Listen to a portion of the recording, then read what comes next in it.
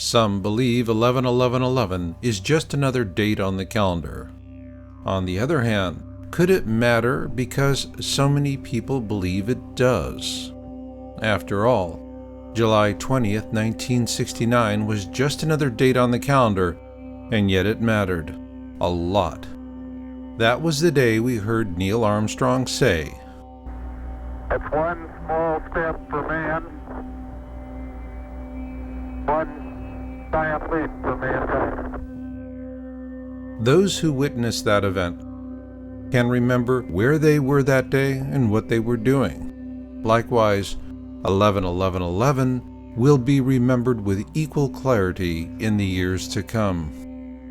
It will be remembered as a powerful snapshot of global consciousness reaching critical mass, one that can give us the power of mind to change the world for the common good. If we could do such a thing, what would this event look like? And how could such a hopeful message contrast itself with the brutal realities of life as we already know it? In 1971, we had our first glimpse thanks to Madison Avenue.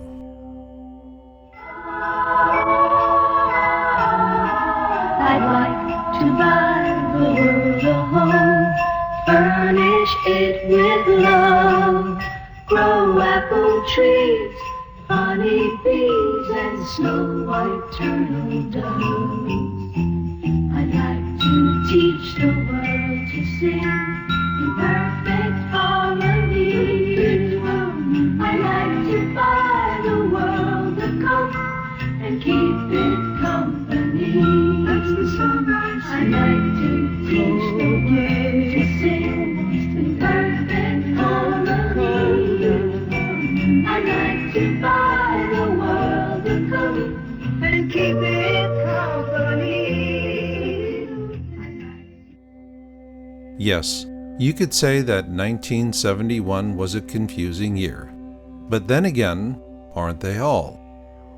Nonetheless, Madison Avenue gurus tell us that Coca-Cola's "I'd Like to Buy the World a Coke" advertising campaign was one of the most successful campaigns of all time.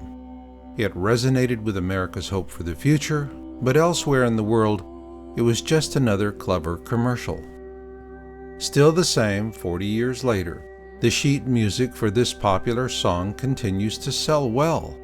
So then, what is the connection between this 1971 soft drink commercial and 11-11-11? In a word, hope. And so when we peel away the commercial overtones of this 1971 advertising campaign, what we see is a first of a kind, a telecommunication consciousness event that, despite its commercial overtones, tapped directly into America's passion for hope. Hope for a better future for all of us and our loved ones. In fact, it is this very hope that keeps us marching forward with the belief that there is a noble purpose to life, that our sacrifices today will bring a better tomorrow for us and future generations. So, was this commercial a fluke? No, it was not a fluke. It was a small sign of things to come, though not in any prophetic way. But rather, it demonstrated a new consciousness connection between our hopes for the future and the modern technological spin-off gadgets we inherited from America's quest to put a man on the moon. That brings us to these times and the proposition that 11-11-11 is a prophetic moment in time, one that heralds the freeing of human potentials previously undreamed of, save for a few. As a snapshot in time, future generations will remember 11-11-11 as a prophetic moment in the social evolution of humankind. And this brings us to the crux of the matter. New York City Mayor Michael R. Bloomberg evicted Occupy Wall Street protesters from Zuccotti Park in the middle of the night. That very aspect of this eviction was cold and calculating. The national response that following Thursday was, in a word, magnificent. But why such an impromptu, heavy-handed eviction? Mayor Bloomberg could have let the first snows of winter do the job for him, and it will be a cold one this year thanks to a new La Nina. So in other words, why force the matter prematurely when Mother Nature is already on your side? The simple explanation offered in this program may surprise you and leave you wondering, what happens next? So join us now as we explore this immense question in new and profound ways.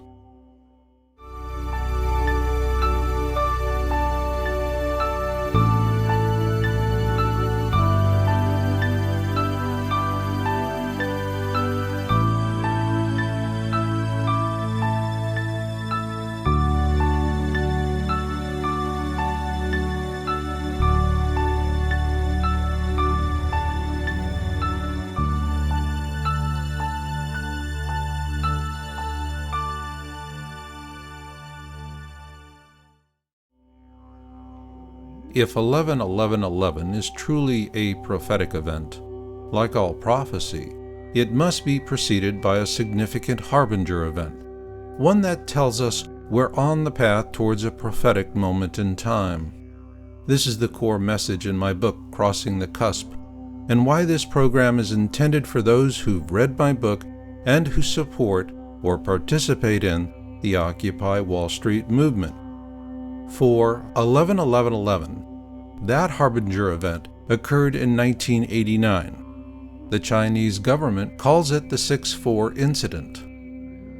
We in the West know it as the Tiananmen Square protests of 1989, a technological and sociological human event that was by every definition a first of its kind for global consciousness.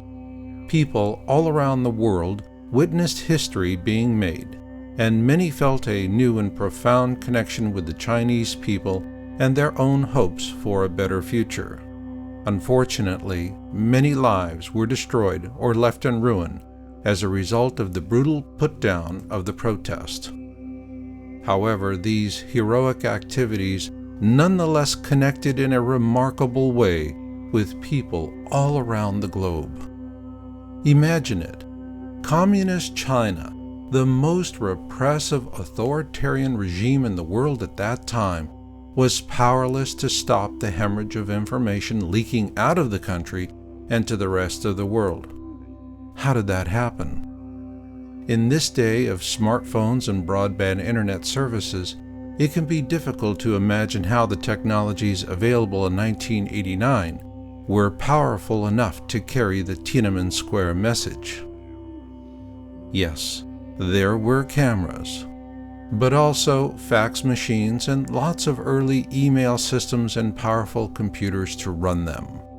All you needed was a PC and a modem, and any phone system in the world was your portal, and the Chinese government just didn't see it coming. Now they do, and this is why China employs a vast army of censors to restrict free access to the internet for the Chinese people. Nonetheless, these core communication technologies dating back to Tiananmen Square are making consciousness events such as the Occupy Wall Street protests possible, if not irrepressible, and on a global scale. This is because the heroes of Tiananmen Square made possible a first-ever demonstration of how global telecommunication technologies can be highly effective enabling systems for global consciousness events. To this day, their sacrifices are honored as they should be, for these gains came at a dear price, paid with the spilling of blood and lives destroyed. Yet the heroes of Tiananmen Square lit a candle to show the rest of the world the way, and we followed. Regrettably, though, not as quickly as they may have hoped, but we did arrive. The problem was, Mayor Michael Bloomberg ordered the eviction raid to happen in the middle of the night because, as he claimed, of health and safety conditions becoming intolerable. And it was done in a way to reduce the risk of confrontation and to minimize disruption to the surrounding neighborhood. Nonetheless, the matter of this eviction was as cold and as calculating as drowning kittens in a burlap sack. However, what's more important than the eviction itself is the timing of it. This is because the Occupy Wall Street protests had passed what I call the Tiananmen threshold. To put that in perspective, let's count the days. What we know as the Tiananmen Square protests was actually a series of demonstrations that began on April 15, 1989, and lasted through to June 9, 1989. Though the massacre in Beijing happened on June 4th, protests continued elsewhere in China for several more days. This 55-day period of time is what I call the Tiananmen threshold. So here's the bottom line. If your global consciousness protest can do the double nickel, congratulations, you've made the grade. You're the real deal, and that brings us to 11-11-11. The Occupy Wall Street protest began on September 17, 2011, and as of November 11, 2011, it hit the double nickel. It crossed the Tiananmen threshold. At that point, it became an unwanted consequence for elites who've made vast fortunes on the suffering of so many. History has taught them that if a protest movement doesn't fade away within its first 50 days, they must destroy or derail it before it does become 60 days old. Therefore, Bloomberg's midnight eviction was a premeditated move to nip the Occupy Wall Street movement in the bud before it could grow into a political reality. In China, it took 50 days before the slaughter began. In New York, it took 59 days before the police showed up in the middle of the night to ambush peaceful protesters. Once Bloomberg made his move, it was a green light for similar crackdowns elsewhere in the country. So was Mayor Bloomberg successful in forcing the beginning of the end for a peaceful protest movement? That remains to be seen. However, history does teach us that ambushing peaceful people is a risky move. Case in point, the sneak attack on Pearl Harbor that launched our nation into World War II. The Japanese attack on Pearl Harbor on the morning of December 7, 1941, was timed to catch the American forces off guard. Yet for all of their cleverness and a stunning attack on Pearl Harbor, the Japanese made one fatal error: timing. Their declaration of war came after the attack. The result was best described by Admiral Yamamoto himself after the Japanese fleet had turned about for its trip back home to its home port. It was then he was heard to say, "I fear all we have done is to awaken a sleeping giant and fill him with a terrible resolve." Time will tell if Bloomberg lives to harbor such regrets. But what is undeniable is that we've nonetheless crossed a new threshold in human social evolution, and it's a big one.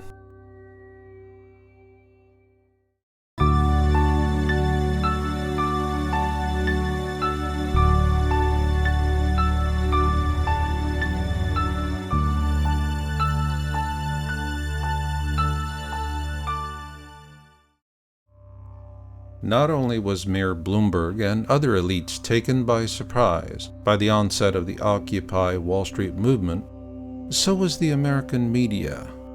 So their first response was to muddy the waters by shoving the usual complainers in front of their news cameras. Hate mongers looking for new venues, and the media was fascinated with them. Then there are the provocateurs. Is that why you're here, to generally cause trouble? No, to provocateur your intellectual mind, to get you to think, you dumb motherfucker. Right. You're not thinking. That's why they can amuse you, glamour you. So would people... I don't watch So were you provoked by this provocateur? If not, then perhaps you were provoked by this other Occupy Wall Street protester response.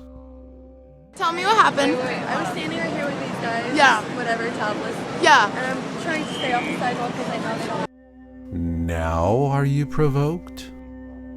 The point here is that hate mongers, provocateurs, and others are there for completely unrelated reasons. Or to paraphrase bank robber Willie the Actor Sutton, because that's where the media is. While the foreign media quickly understood the real power and consequences of the Occupy Wall Street movement, there were those in the American media who chose to pan the movement with the usual let them eat cake denouncements.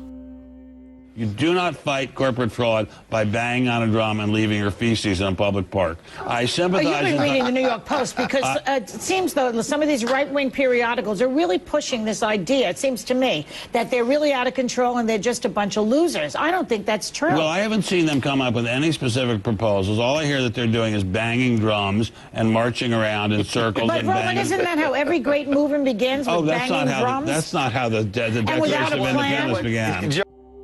So what was it that Ben the Let Them Eat Cake Stein et al. Simply couldn't see? Bueller, Bueller, Bueller, Bueller. Oh my, if only it were that simple. What the Let Them Eat Cake pundits missed or underestimated are 4 simple truths about the Occupy Wall Street movement. It is a celebration of hope, with no anger to assuage and redirect. There are no lists of formalized demands to be negotiated away with lies, and no emerging leaders to intimidate or corrupt before they can become effective.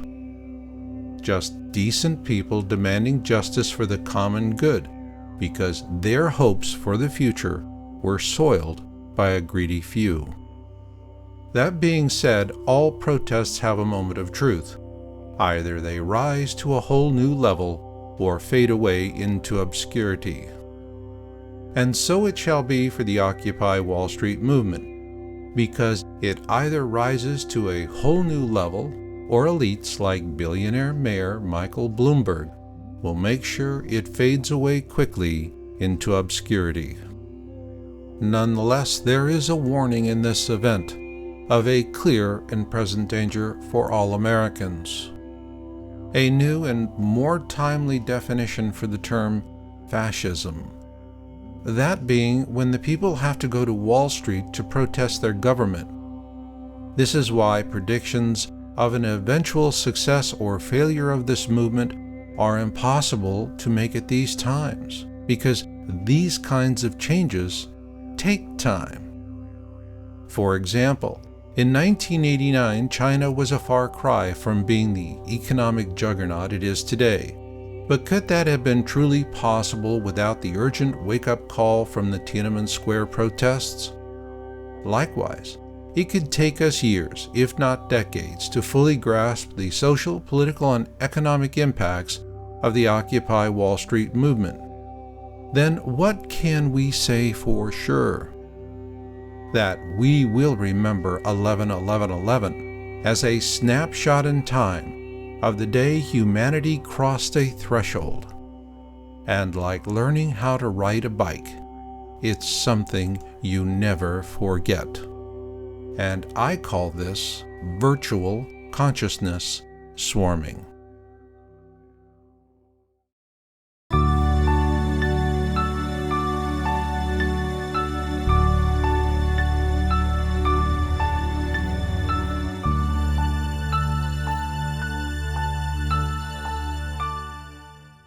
The Tiananmen Square protests of 1989 blindsided China's ruling elite, and they subsequently shamed themselves before the world. Much the same could be said of the Occupy Wall Street movement today. Springing up from out of nowhere, this protest movement has become a non-negotiable, roughneck-approved, global consciousness event. Yes, the elites expected something, the usual kinds of protests that can be easily made to fail long before they metastasize into political movements. But not this time. what blindsided us all to one extent or another is something I call virtual consciousness swarming, VCS for short. It explains why there's an absence of corruptible leaders and negotiable lists of demands. For this reason, the elites cannot tame this new force of history, which is as powerful as the plague of locusts in the story of Exodus. This is because the Occupy Wall Street movement has a resource depletion response triggering mechanism that is very similar to the locusts mentioned in the story of Exodus. One that is beyond the reach of well-paid corporate lawyers and spinmeisters.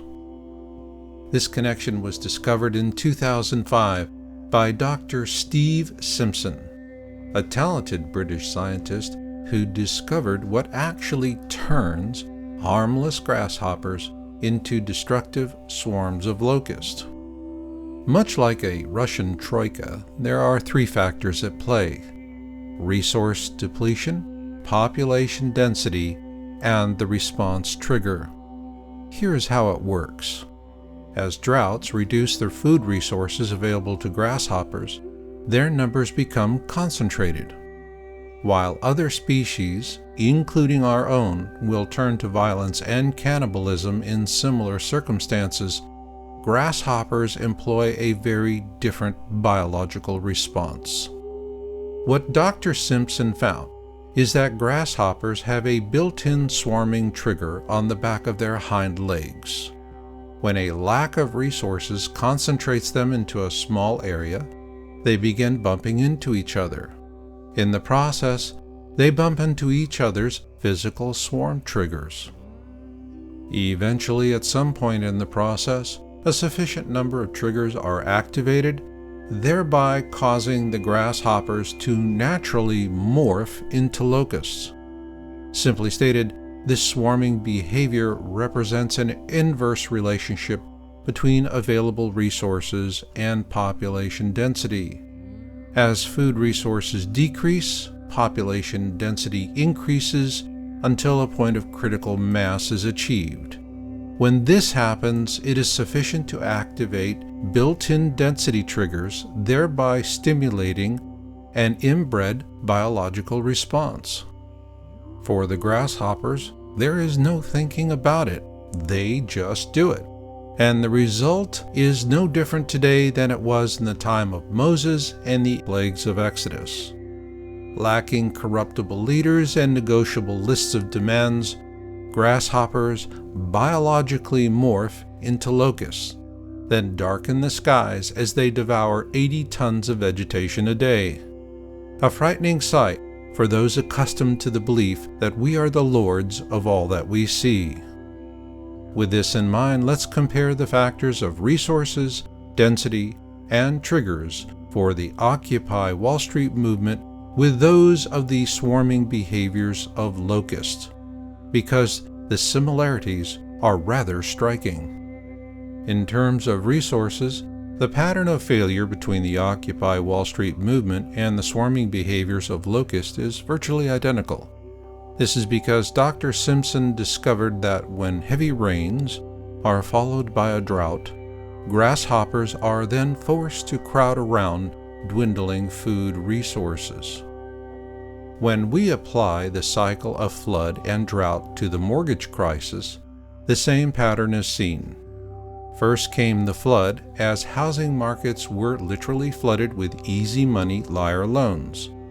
Using a corrupted credit rating system, elites then sold these toxic loans to investors worldwide. It is why the better part of the $700 billion TARP Rescue Fund, which was financed by the American taxpayers, was doled out to foreign banks. This according to a congressional oversight panel. The result has been a painful drought of homes, jobs, and security for America's middle class, a problem that is further compounded by oppressive levels of debt from credit cards, student loans, predatory payday loans, and so forth. The result of all this corruption is that hope has given over to despair, as the resources of the poor and middle classes in America and other countries around the world continue the plunge into a hopeless morass. In terms of our three swarming factors, over the last 3 decades, we've seen a steady transfer of wealth into the hands of a very corrupt few.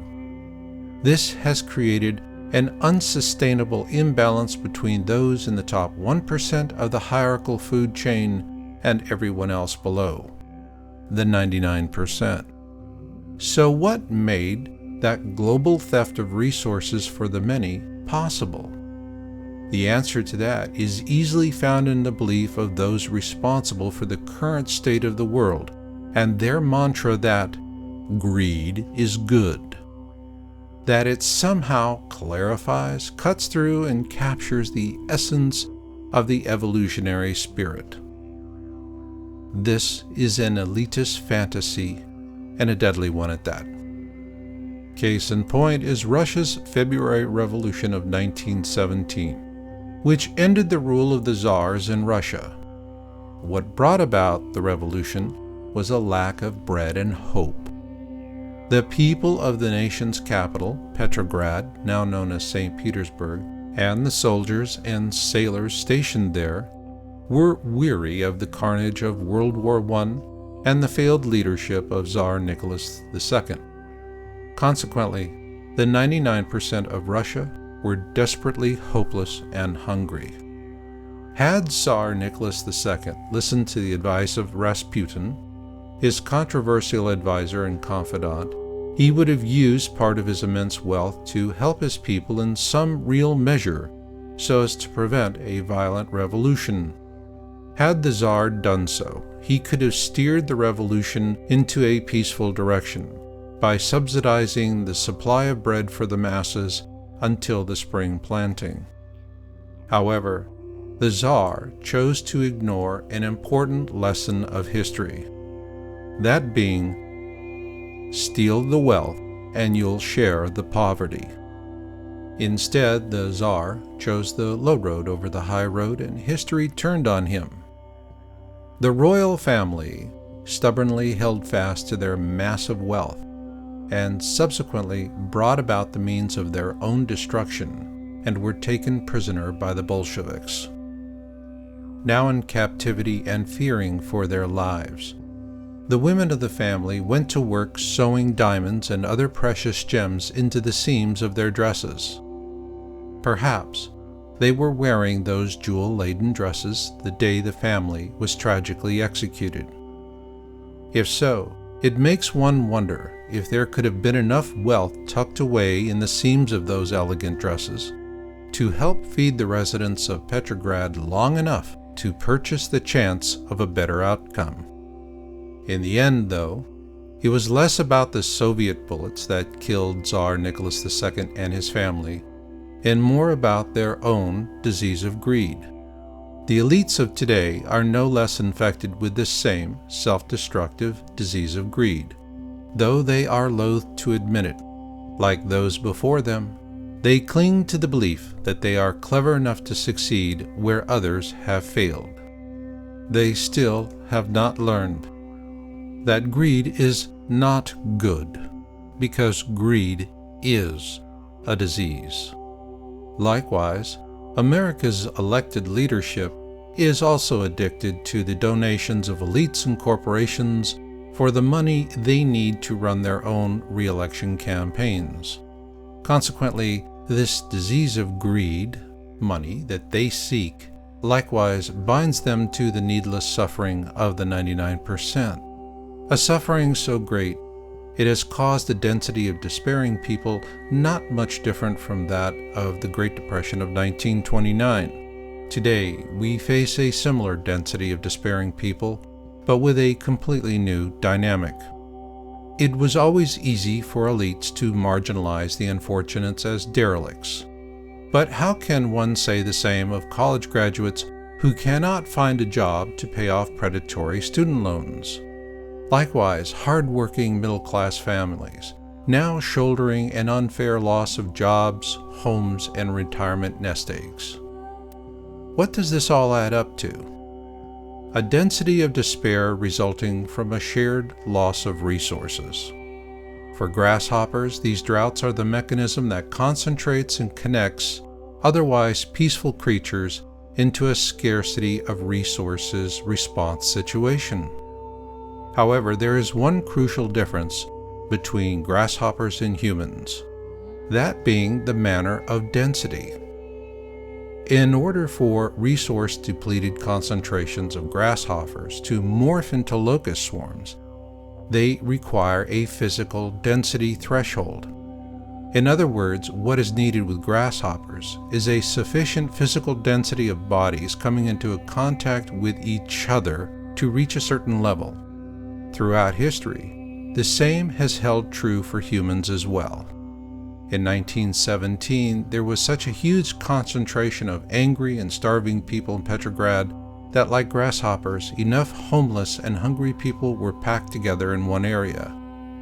Arrogantly ignored, the angry of the hungry grew to energize a bloody revolution. That was the dynamic for the 20th century.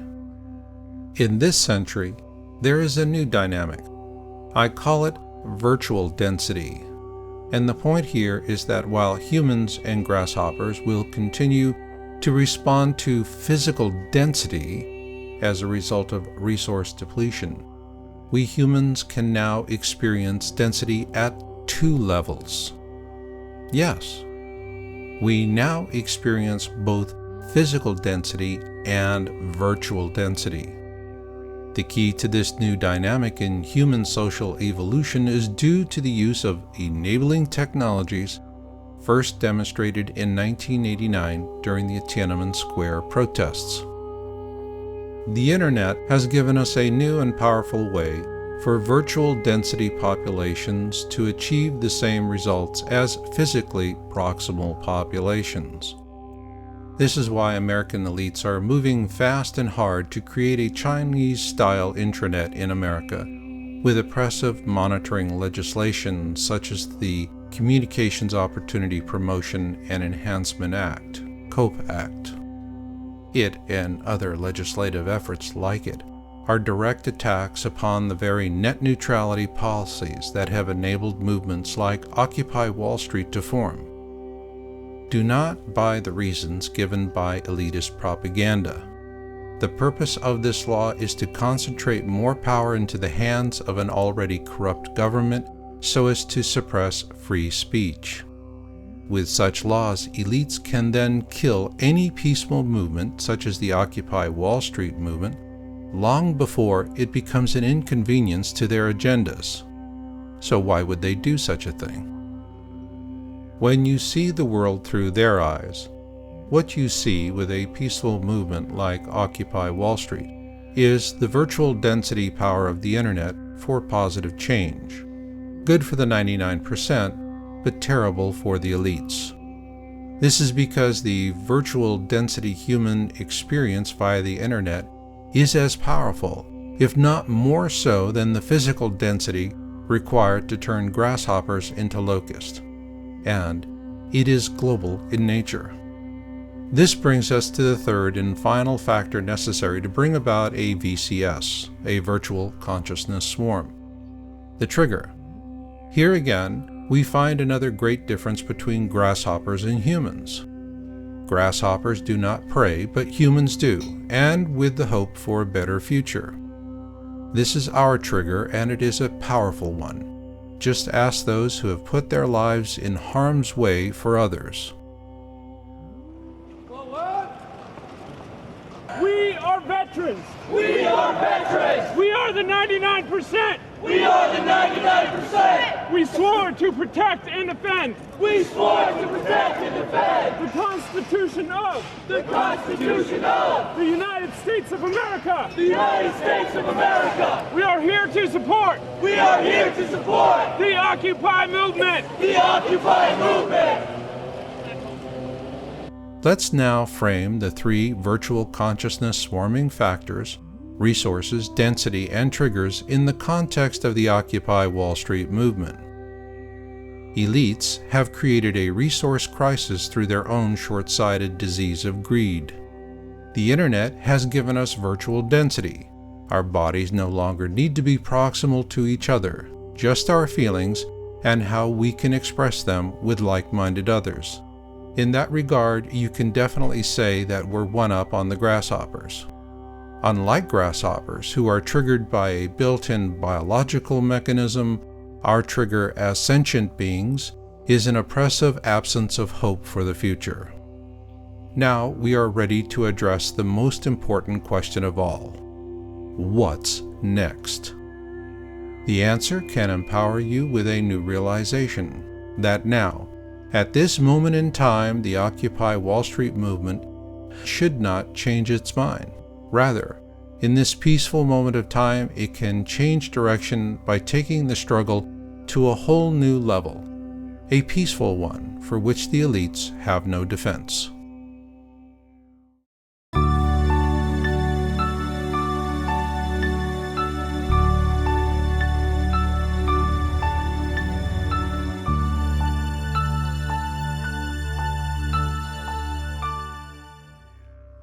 The true meaning of 11-11-11 is that it was the day Occupy Wall Street arrived as a first-of-a-kind virtual consciousness swarming event. This begs the question, when will the next big step in humanity's social evolution happen? A question that harkens back to a popular line from the old TV series Kung Fu. Patience, grasshopper. It's taken some 22 years to get from Tiananmen Square to Occupy Wall Street. In today's world of instant gratification, that's a huge wait for humanity. However, given the current state of the world, can we afford to wait another 22 years for the next big step? Not if we wish to change the direction of our world away from the good for a few towards the common good of all. Conventional logic tells us that if we want this kind of change, we need to fix the system through the political process. In the present sense, that means sending delegates to the nation's capital to retain expensive lobbyists so as to demand honest legislation for the common good from elected officials. And that's where it gets tricky. While we can depend on our leaders to talk the talk about serving the common good, the reality of this unpleasant fiction is that our leaders prefer to secretly walk the walk by selling their votes to the highest bidders. Leaders are not going to Washington to do the nation's business anymore. They're just going to do business. Their business. So then, in order to buy the votes needed in this new cash-and-carry political reality, how can America's growing ranks of unemployed debt slaves ever hope to slap down enough cash on the barrelhead? Forget the idealism of the past. Because as the man said, fascism is what happens when people have to go to Wall Street to protest their government. Simply stated, a political outcome could take another generation, another 22 years if you will, and that is assuming the movement is not corrupted and destroyed in the process by business as usual in Washington. So is there a different way? A road as yet untraveled? You betcha. One thing that the Tiananmen Square and Occupy Wall Street movements have in common is that each took a road as yet untraveled, while both are connected in time and space. So yes, there is another way, but what could it look like and how could we connect with it? As we wonder about that, keep in mind that the future is always a difficult business. Ask any prophet. Better yet, those interested could take a more down-to-earth approach by first looking for helpful clues and possible new tools for a more enlightened democratic outcome. Theoretically, that is. In Chapter 12, we can reprogram the future. One such possibility is presented. I call this possible third step an intention vortex. In crossing the cusp, it is presented as a future theoretical effort to mitigate the consequences of an approaching comet or asteroid impact event. By combining science, spiritualism, and the arts, the goal is to alter the orbit of an approaching object in space just enough to prevent or mitigate a catastrophe. Or as the old saying goes, a miss is as good as a mile. But perhaps you're wondering, don't we already do this through the power of prayer? No, it's not the same thing. When we pray, it is much like broadcasting a general distress message for the planet. It is intended to be received by God, or if you wish, a higher intelligence of some form. Conversely, an intention vortex focuses our intention on a specific inanimate object, such as a comet. Like a high-powered rifle, we aim the intention carefully and then put as much power behind it as possible so that it can deliver the greatest possible strength at the longest distance. The intended effect is much like playing pool. It's the angles that matter. Unlike Tiananmen Square and Occupy Wall Street, an intention vortex is a different kind of global consciousness event. It will require a lot of volunteers, scientists, spiritual leaders, and members of the arts, to name a few. Or better stated, an intention vortex is an all-hands-on-board kind of global event. In the example given in the book, Tokyo, Japan is chosen as the aiming point of a global intention, and the process begins with other volunteer groups around the world projecting their spiritual energy towards the volunteers in Tokyo. As worldwide participation grows, so does the Tokyo intention vortex, until it is shot into space at the intended object, so as to alter its orbit just enough to make a difference. When the volunteers in Tokyo look up to shoot the world's combined intention at the object, it will be like gazing into space through the eye of a tornado. Quantum mechanics tells us that an intention vortex is something we can do with our current level of technology. Not that it's easy. Further proof of this comes from quantum mechanics as well. It is known as remote viewing, and it dates back to the 1950s when the Soviet Union first began studying something they called psychotronics. During the Cold War, this subtle energy science was used to reveal secrets by both the KGB and the CIA. This is because remote viewers can observe anything that exists anywhere in space and time, and there's nothing that can be done to prevent them from doing it. The problem with remote viewing for the intelligence agencies was that it did not meet with more grander expectations. Governments being what they are, both the Russian and American spy agencies relished the notion of creating new armies of psychic soldiers, similar to those parodied in the movie Men Who Stare at Goats. You will be a psychic weapon. Feel it, yes! You must create warrior monks who can pass through walls and see into the future. Congratulations, Scotty. Sorry it doesn't work out between you two. Okay, that was fun, but the serious truth is that remote viewing has been lavishly researched with your tax dollars, and for decades. So let's take a serious look at the remote viewing efforts of Russia and America, because there is a hugely helpful clue there for occupiers who want to change the system. Not by changing how the system works, but rather by changing the way those who control it see themselves. To do that, we need to briefly see how the elites who rule us wanted to use remote viewing to execute state policy with extreme prejudice. According to an unclassified 1972 Defense Intelligence Agency report, Soviet efforts in the field of psi research sooner or later might enable them to do some of the following. A. To know the contents of top-secret U.S. documents, the movements of our troops and ships, and the location and nature of our military installations. B. To mold the thoughts of key U.S. and military civilian leaders at a distance. C. To cause the instant death of any U.S. official at a distance. And D. To disable, at a distance, U.S. military equipment of all types, including spacecraft. Of the four concerns, one is a real keeper because it can empower the Occupy Wall Street movement in ways it never before imagined. That being to change the system in a peaceful and compassionate way. It is B. to mold the thoughts of key U.S. military and civilian leaders at a distance.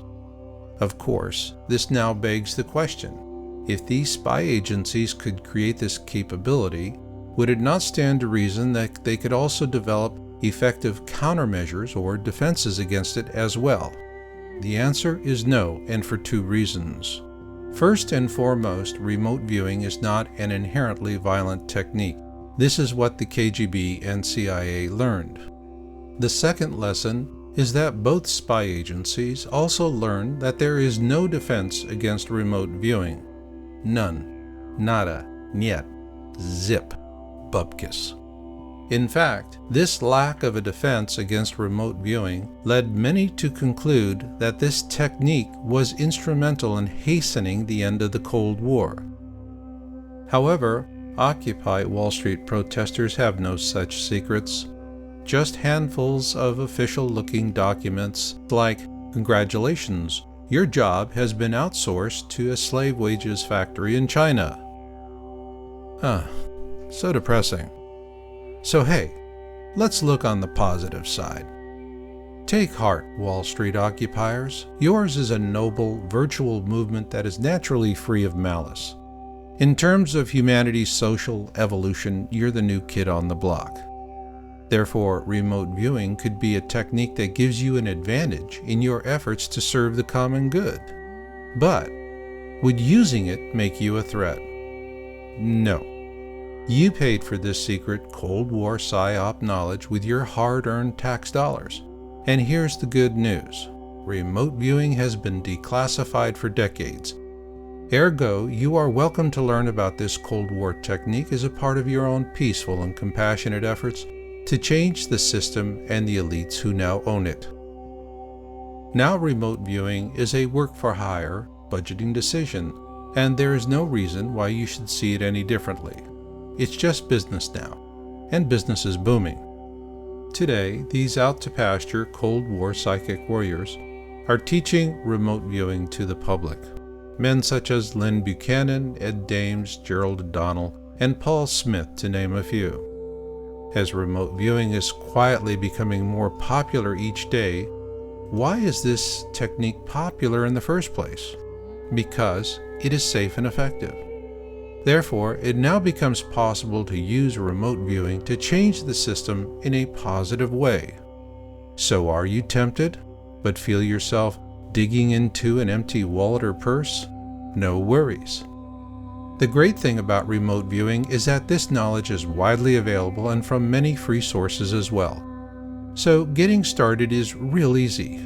As we like to say, just Google it. Here are 5 easy search strings to help you get started. They are remote viewing training, remote viewing exercises, remote viewing techniques, controlled remote viewing, and remote viewing plus free. These search strings will work equally well with popular engines such as Google, Yahoo, and Bing. Also check to see if your favorite search engine offers an advanced search page, such as Google's Advanced Search. These advanced search features can help you drill down to more helpful information, while saving you a lot of time in the process. But know this, now that Mayor Bloomberg has dealt the Occupy Wall Street movement a midnight eviction body blow, it's time to fish or cut bait. Or in other words, the time has come for Occupy Wall Street to take the struggle to a whole new level, or risk becoming a footnote in history.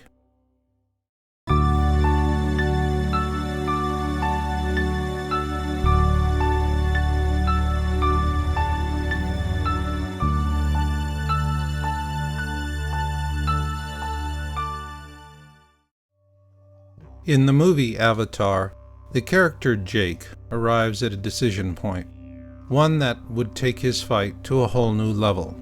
Whereas the character so poignantly states it, sometimes your whole life boils down to one insane move. Therefore, this could be the time to set forth with a new resolve and a new plan. As with all good plans, the first step is an honest assessment, that being Occupy Wall Street's inherent strengths as a virtual consciousness movement, versus the applicable weaknesses of the elites.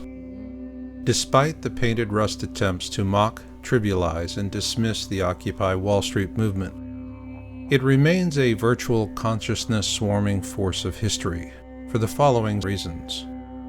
It is a noble, malice-free movement that speaks to the common good about a great suffering, not with anger, but with hope for a better future. For this reason, it truly is a force of love. As such, it cannot be easily derailed, as it is free of corrupt leaders and negotiable lists of demands that can all be too easily defeated with lies. Consequently, it has proven itself as an enduring movement, and once it crossed the 55-day double nickel Tiananmen Square threshold on 11/11/11, there was no doubt about it. Occupy Wall Street is the real McCoy. This is because its participants have made excellent use of the virtual consciousness swarming enabling technologies inherited from man's first step on the moon in 1969 and later proven during the 1989 Tiananmen Square protests. Plus, it went beyond that to prove that such movements can now be triggered into swarms in both the physical and virtual density participant population matrices. This is why the elites of today are taking greater risks, with subsequent missteps, like evicting peaceful protesters from Zuccotti Park in the middle of the night. Therefore, changing the system by punishing those who have cheated so many is not practical. That's because it is the responsibility of the American government, which the people who have committed the crimes now happen to own. However, let's take this moment to examine a very crucial concept, that being not to confuse wealth with greed, because wealth itself is not a disease. In fact, compassionate and responsible wealth needs to be an integral part of the solution. Case in point is Oprah Winfrey. With a level of personal wealth that puts her in the Forbes 400, Oprah Winfrey is repeatedly ranked as one of the most philanthropic celebrities in the world, and her audiences love her. Why? Because despite all her wealth and travails, she has never lost her respect for human dignity. In fact, Oprah has helped more people in more ways than most could imagine. Therefore, the best goal for such an effort as this is to change the elites by treating their disease of greed, so that there can be more wealthy philanthropists like Oprah Winfrey in the world.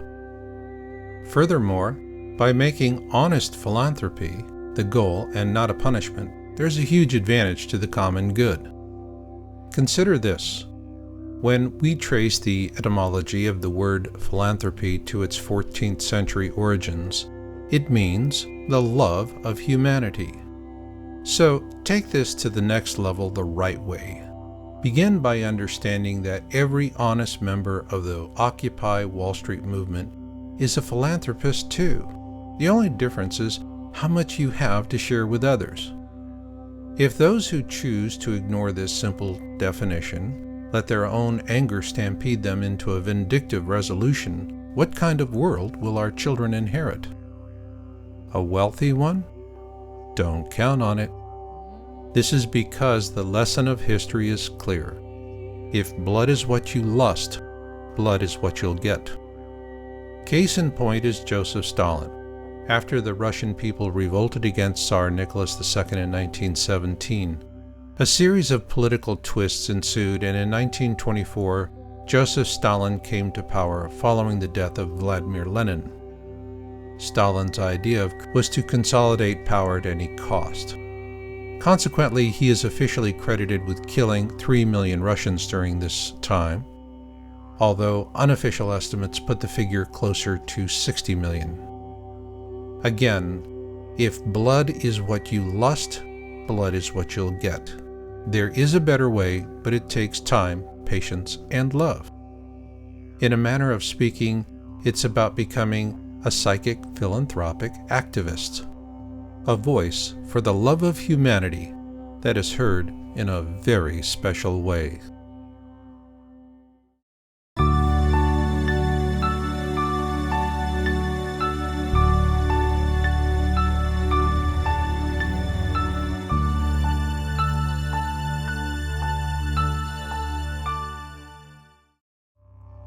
Now it is time to step down from the strategic big view into the trenches.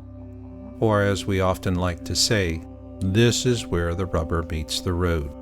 Earlier in the program, we discussed how an intention vortex such as the one described in Chapter 12 of Crossing the Cusp works, an idea that could be used to mitigate the consequences of an approaching comet or asteroid impact by combining science, spiritualism, and the arts into a highly focused intention event.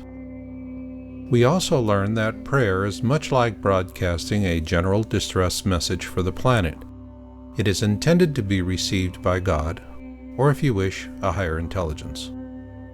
Instead of dealing with the problem directly, as we would with an intention vortex, we're asking a deity to intercede on our behalf. On the other hand, the path for those who choose to become a psychic philanthropic activist leads somewhere in between an intention vortex and the power of prayer. A new concept that draws the best from the other two to heal greed-diseased minds in a loving and compassionate way with hope for a better future. Conceptually speaking, a psychic philanthropic activist is a healer, the goal being to heal the system one greed-diseased mind at a time. Yes, there are things we all hate, like daylight savings time. But malice, on the other hand, is a conscious and evil intent to do harm to others. In a manner of speaking, malice is one of the viruses that transmits the disease of greed. This is why melting the malice of greed-diseased elites will take time, and therefore you must choose your targets wisely. If you attack the malice in the hearts of the elites with malice of your own, you will be engaging those who make malice their dominion. This is because we can only see the very tip of their malice, which runs very deep, well below the waterline. On the other hand, their minions are far more accessible. As the old saying goes, old tricks are the best tricks, and that's why the FBI went after crime syndicate families from the ground up, first with the associates, then the soldiers, capos, and so on. The same holds true here. So why reinvent the wheel? Start at the bottom of their networks and work upwards. Here's where your remote viewing skills can come into play. Use it to identify candidates for a virtual consciousness swarm. At that point, you can then organize with others to project a simple healing intention at the designated candidate. Keep the intention simple and project it with true love and compassion. One example of a simple intention would be a steady projection of greed is not good. Greed is a disease. You may also find some other ways to enhance your intention projection by adapting remote viewing techniques which complement your own natural abilities. In a manner of speaking, your love and gentle persistence can reunite them with the nobler ambitions of their own long-forgotten inner children. But can a virtual consciousness swarm such as this be an effective way to change the system for the common good? Or in other words, does swarming as a tactic really work? To answer that question, let's look back in time to June 24, 1941, the day Adolf Hitler launched Operation Barbarossa, the invasion of Russia. Despite their initial successes, the handwriting was soon on the wall, and in a letter to a colleague back in Germany, Wehrmacht officer Colonel von Keilst wrote, "The German army in fighting Russia is like an elephant attacking a host of ants. The elephant will kill thousands, perhaps even millions of ants, but in the end, their numbers will overcome him and he will be eaten to the bone." The point here is that virtual consciousness swarming can work, and without the need for violence and drama. Persistence, therefore, is the key. In time, those at the top of the hierarchy will begin to see the truth of it in the eyes of their associates and subordinates. That is why the big benefit of starting at the bottom and working your way up through the hierarchy is the best approach. Further, it will give you time to develop and hone your tactics and skills. But can love be this powerful? This brave young man's sacrifice in Tiananmen Square during the massacre of 1989 has inspired millions worldwide and continues to do so. Yet, we do not know his name, only that he is simply called Tiananmen. When doubt nags at your soul, or when your resolve weakens, remember this. For this is the power of love. And while he paid the ultimate price for it, he taught us the most precious insight into the human condition to change the world for the common good. That being, the purpose of evil is to overcome it. And I'll leave it on that note. Till the next time we meet, remember Marshall's motto: destiny comes to those who listen, and fate finds the rest. So learn what you can learn, do what you can do, and never give up hope. And this is Marshall, and I'll catch you on the backside.